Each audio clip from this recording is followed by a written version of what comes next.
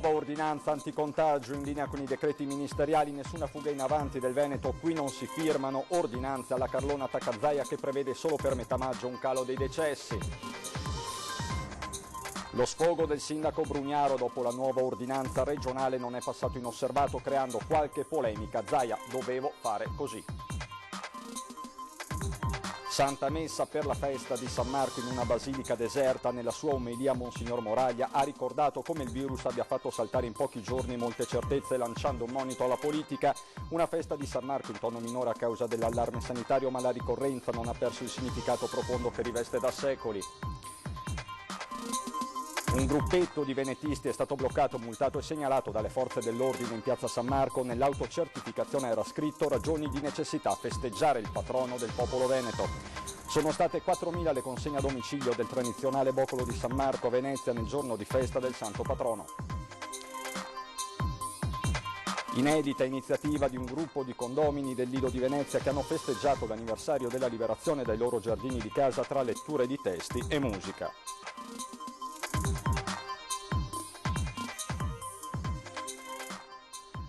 Bentrovati telespettatori di Antenna 3 Nord-Est, buonasera, edizione veneziana dei nostri telegiornali. In apertura i dati del contagio, 27 nuovi decessi e 162 nuovi casi di positività al coronavirus nelle 24 ore tra le 8 di ieri e le 8 di questa mattina. Questi i numeri più significativi del report diramato da Regione Veneto e Azienda Zero. Per quanto concerne la provincia di Venezia si sono registrati soltanto 2 nuovi casi di positività.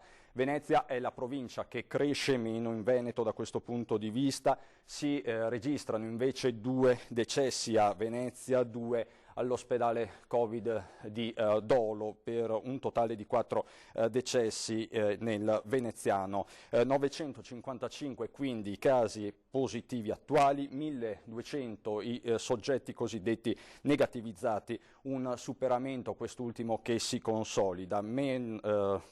Siamo invece a 1104 soggetti in isolamento domiciliare. Questi quindi i dati del contagio in provincia di Venezia. Oggi Zaia intanto è tornato sull'ordinanza firmata ieri, ha ribadito come ogni provvedimento sia in linea con le aperture autorizzate dal governo, diramata anche una circolare esplicativa. Ma non si dica che qua c'è qualcuno di responsabile che firma ordinanze alla...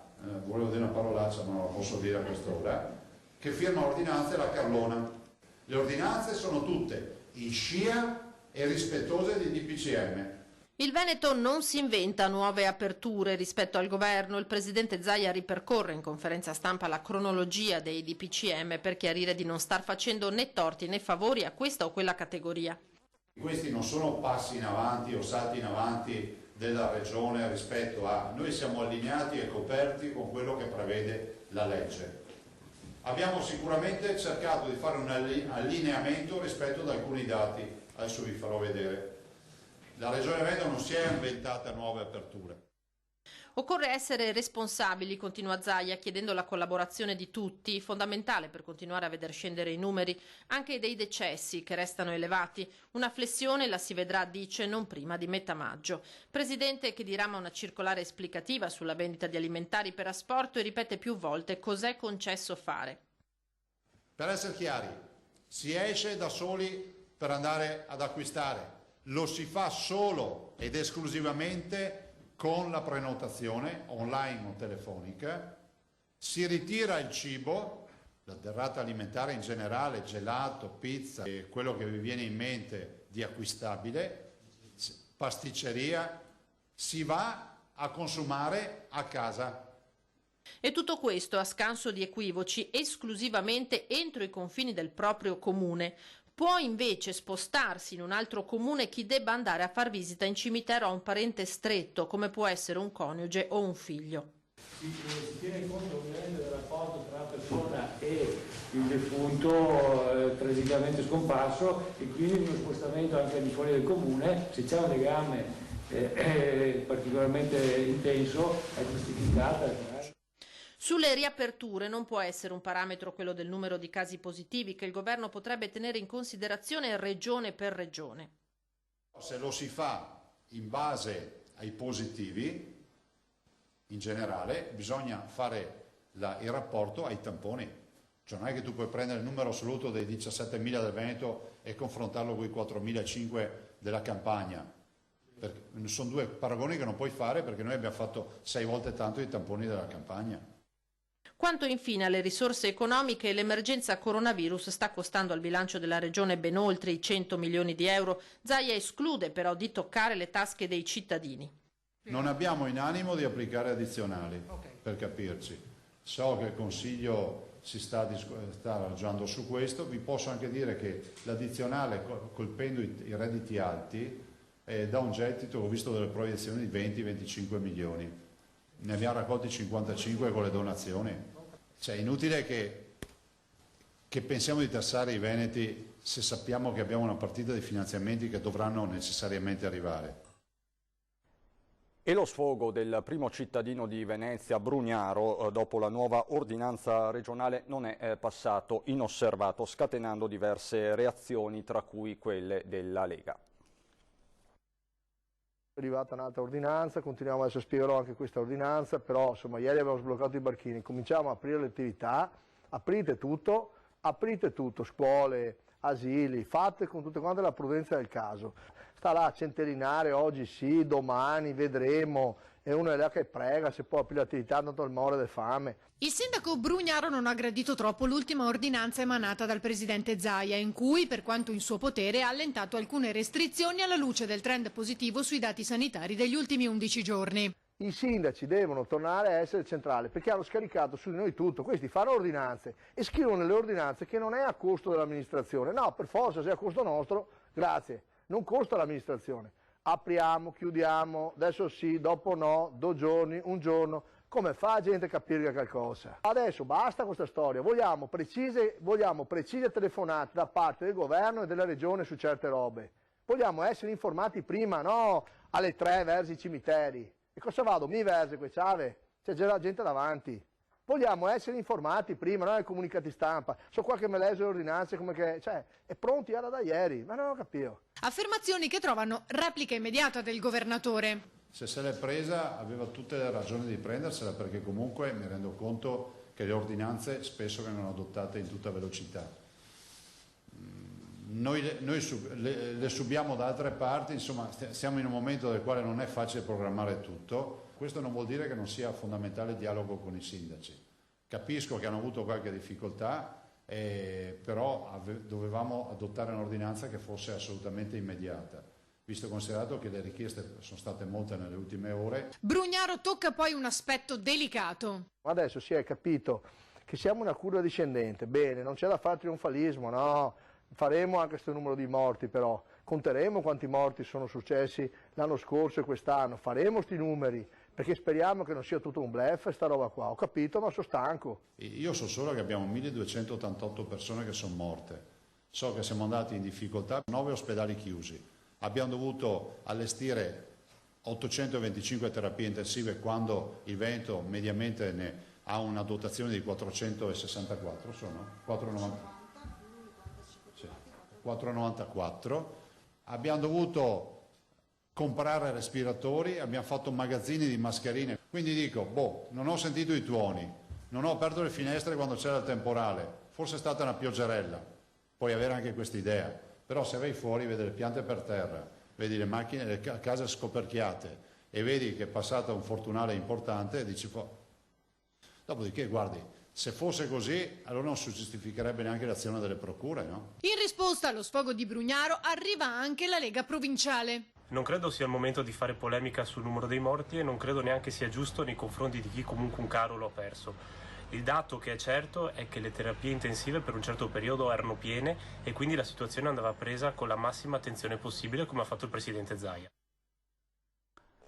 È proprio un monito alla politica è partito questa mattina da Monsignor Moraglia nel corso dell'omelia per la festa di San Marco in una basilica deserta. Covid-19 ha fatto saltare in pochi giorni tutte le nostre sicurezze, un modello di convivenza sociale che consideravamo evoluto, sicuro e affidabile, in grado di garantirci totalmente. Una preghiera accorata per tutti i deceduti di coronavirus e i loro familiari e amici e un invito a camminare insieme e ricostruire un sistema. In una basilica ancora deserta, Monsignor Francesco Moraglia celebra la messa e impartisce l'indulgenza plenaria per la festa di San Marco a tutti i fedeli che partecipano alla celebrazione in diretta attraverso le nostre emittenti e i mezzi di comunicazione sociale. Il terremoto coronavirus è per il Patriarca di Venezia un campanello d'allarme suonato a livello mondiale. Le modalità con cui finora si sono prese le decisioni da parte della politica non pongono al centro né la persona né i popoli, ma altri interessi, anche se la retorica su tali temi non manca.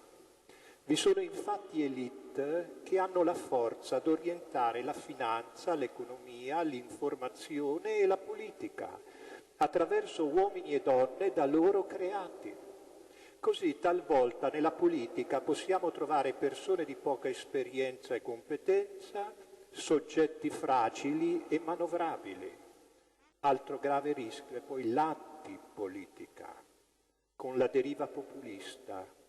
La politica invece è questione delicata e seria e per il cristiano è addirittura atto di alta carità. Ad ascoltare Monsignor Moraglia, il sindaco Luigi Brugnaro, il prefetto Vittorio Zappalorto e il primo procuratore di San Marco Carlo Alberto Tesserin.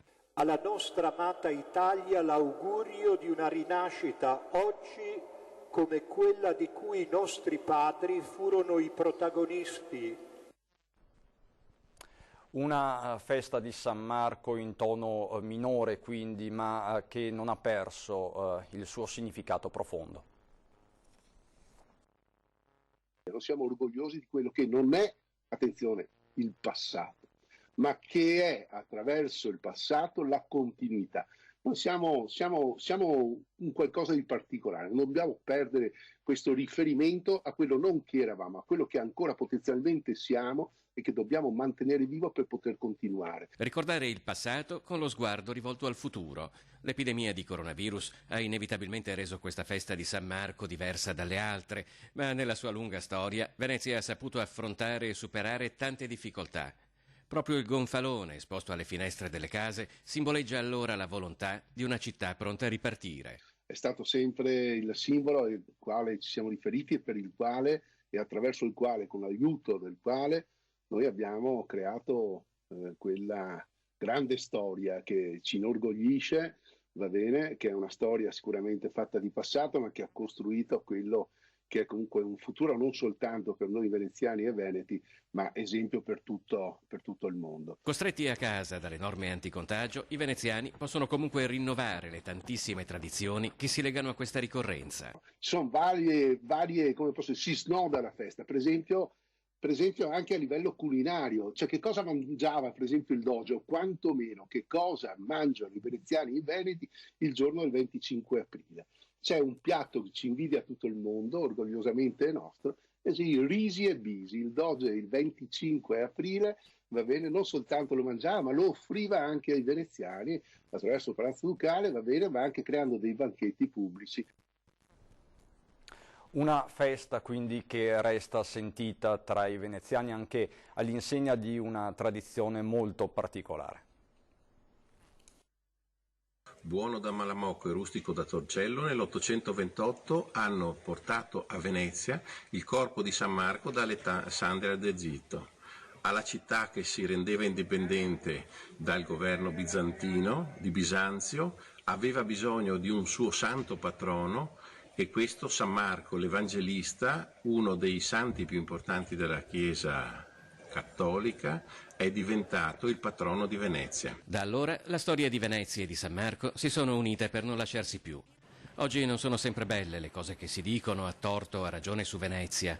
Venezia che si spopola, Venezia invasa dai turisti, Venezia sommersa dall'acqua alta e ora anche Venezia messa in ginocchio dal coronavirus. Ma Venezia, che assieme a San Marco festeggia il suo inestimabile tesoro storico, artistico e architettonico, mantiene un tessuto sociale vivace e devoto alla propria città. Il 25 aprile è una data importante che richiede di essere messa in pratica tutto l'anno, non soltanto una volta all'anno. La messa in pratica nel suo duplice significato che non è banale. Innanzitutto la difesa dei diritti e delle libertà civili contro ogni sopruso, sopraffazione o tentazione autoritaria. E ovviamente a Venezia la salvaguardia di questo straordinario patrimonio materiale e immateriale di una città e di una civiltà unica al mondo che si è scelta San Marco come santo patrono. È così che ai veneziani piace festeggiare il proprio patrono, lontano da clamori e retorica che troppo spesso si associano a Venezia oltre laguna, con la semplicità e l'amore di chi vive la propria città giorno per giorno. Noi oggi, non potendoci incontrare di persona, abbiamo organizzato uno spritz virtuale, abbiamo brindato a mezzogiorno tutti nelle nostre case e abbiamo fatto la foto e l'abbiamo messa sui social. Raccoglieremo tutte le foto dei nostri simpatizzanti in un simpatico album. Auguri ancora a tutti. E oggi un gruppetto di venetisti è stato bloccato, multato e segnalato dalle forze dell'ordine in piazza San Marco nel giorno del Santo Patrono. Alcuni provenivano da un comune diverso da quello lagunare e avevano scritto nell'autocertificazione di essersi recati in piazza per ragioni di necessità, festeggiare il Santo Patrono del popolo veneto. Oltre alla bandiera con il leone alato, il gruppo esibiva mascherine con l'effigie di San Marco confezionate per l'occasione. Una festa del patrono in Laguna che passerà alla storia anche per l'interruzione di una lunghissima tradizione. Il coronavirus ha infatti cancellato la cerimonia di creazione e vestizione dei nuovi cavalieri di San Marco. L'insegnamento, il valore e la missione dei Cavalieri di San Marco sono più che mai attuali ancora oggi in tempo di emergenza. Ma il Covid-19 ha annullato per quest'anno la lunga tradizione della cerimonia della vestizione e creazione di nuovi cardinali di San Marco, che ogni anno si svolgeva a Venezia il 25 aprile. Simbolo di qualcosa che noi doniamo al prossimo. La condivisione verso il prossimo dei nostri dei problemi degli altri e che noi andremo incontro a queste persone per aiutarli. Io circa 50 anni fa venni fatto per questo motivo di disponibilità verso il prossimo, venni nominato Cavaliere di San Marco. Gino Puntar è stato anche padrino dell'investitura di Giota Copina, ex presidente del Calcio Venezia Football Club. Il messaggio è più che mai attuale. Abbiamo bisogno della condivisione nei confronti dei fratelli più sfortunati a ricevere l'aiuto. L'appuntamento di quest'anno è perciò solo rinviato. Appuntamento all'anno prossimo? Assolutamente. Io quest'anno ho finito male il carnevale ed ero con una regista giapponese che mi chiese come sarà il carnevale l'anno prossimo.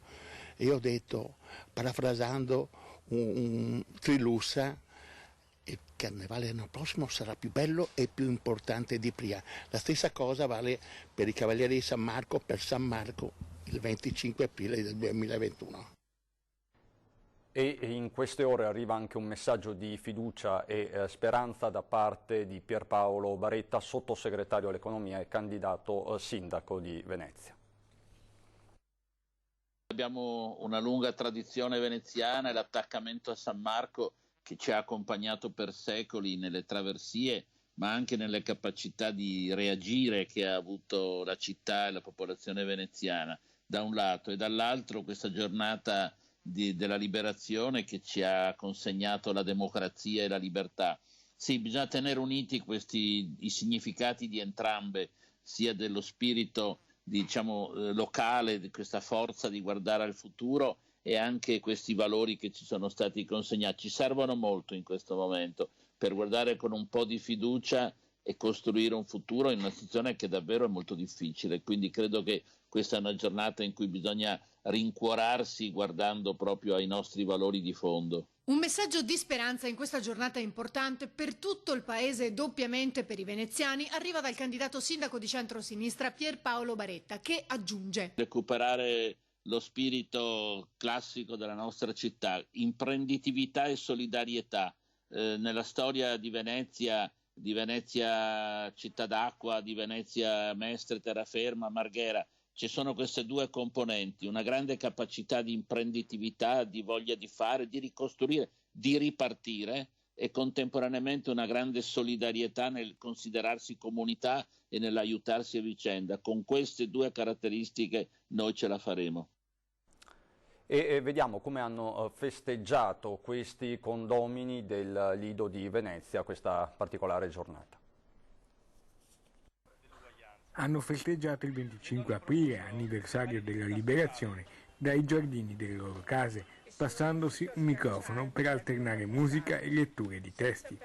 È l'esperienza messa in scena questa mattina da un gruppo di una decina di residenti del condominio Terra e Mare in via Simone Occhi al Lido di Venezia. L'iniziativa è cominciata con il dottor Mecichian, che ha diretto questa nostra cosa, e mia moglie Elena Pradella, che hanno pensato di ricordare il 25 aprile, non potendolo fare attraverso le manifestazioni che solitamente frequentavamo negli anni passati, coinvolgendo gli abitanti di questo nostro condominio. Nel pieno rispetto delle restrizioni e delle attenzioni sanitarie, la performance è andata in scena. Bella ciao, bella ciao, bella ciao, ciao, ciao. Questa fiore del partigiano, quanto che la libertà. Data fondamentale per il nostro paese. E così è nata l'idea. In questi pochi ultimi giorni abbiamo raccolto i testi, Giovanni, che è il nostro regista, ha collezionato le musiche e ci siamo distribuiti i testi. La splendida giornata di sole e il suggestivo richiamo della spiaggia davanti ai Murazzi e al mare hanno completato l'opera. Una manifestazione degna, diciamo, di una comunità come la nostra, che vive in questa città, in questo paese, e che vuole continuare a vivere in questa città, in questo paese, in maniera libera. E vi dobbiamo riferire anche di un dramma nel giorno della liberazione a Martellago. Il candidato sindaco alle comunali del 2018, Marco Zago, 47 anni, è stato trovato senza vita dai familiari in giardino, probabilmente stroncato da un infarto. Si trattava di un volto molto noto in ambito locale. Ritorniamo alla tradizione. Migliaia di boccoli di San Marco sono stati consegnati a domicilio dai fioristi veneziani, salvando una tradizione che rischiava, questa sì, di interrompersi. Oggi i fioristi veneziani hanno consegnato a domicilio circa 4.000 boccioli di rose, i boccoli, quelli che a Venezia appunto chiamiamo boccoli. Una tradizione che quindi ha resistito anche al Covid, all'emergenza sanitaria. Il rischio c'è stato, inutile negarlo, ma i fioristi veneziani hanno vinto la sfida. La tradizione del boccolo di San Marco, che affonda le radici nell'VIII secolo e nella leggenda dell'amore contrastato tra Maria, figlia del doge Angelo Partecipazio, e il giovane Tancredi, è salva. 4.000 boccoli consegnati a domicilio testimoniano tra l'altro l'attaccamento dei veneziani alla storia della propria città. La tipologia della clientela che ha prenotato il boccolo è la più vasta. Partiamo dagli anziani, dai genitori, ma anche dai giovani, dai fidanzati e dagli amici. Quindi è stata assolutamente una risposta entusiasta e trasversale. A Venezia sopravvivono solo 9 fioristi decoratori. Nel 1992 erano ben 27. Ricorrenze come San Marco, la festa della donna o della mamma tengono in piedi l'80% di ricavi che negli ultimi 20 anni si sono ridotti quasi della metà a causa del calo dei residenti e all'abusivismo. I veneziani comunque hanno pagato solo il boccolo. Le consegne, definite un gesto romantico al tempo del coronavirus, sono state effettuate gratuitamente dai fioristi decoratori della Confartigianato San Lio di Venezia. I 9 fioristi artigiani che hanno aderito all'iniziativa e si sono messi a disposizione hanno quindi lanciato un segnale della loro presenza al servizio della città in attesa chiaramente di tempi migliori. Alle 21:15 su Antenna 3 il film Il giovane Pertini, dedicato alla figura del 7° Presidente della Repubblica Sandro Pertini, giornalista e anche partigiano. Adesso per noi ci sono le previsioni del tempo, grazie per l'attenzione e buona serata.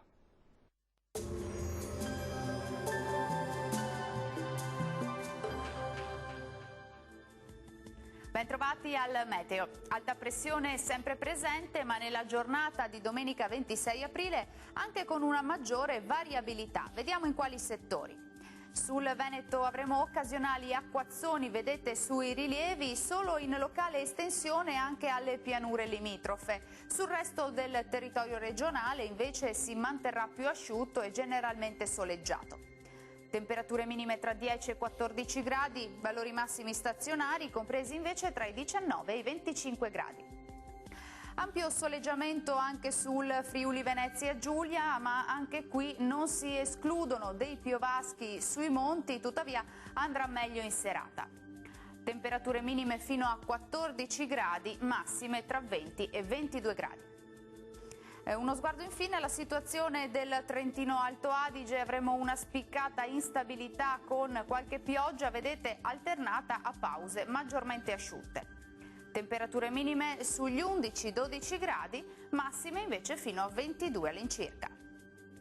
Dal meteo di Antenna 3 per ora è tutto, grazie per l'attenzione e arrivederci al prossimo aggiornamento.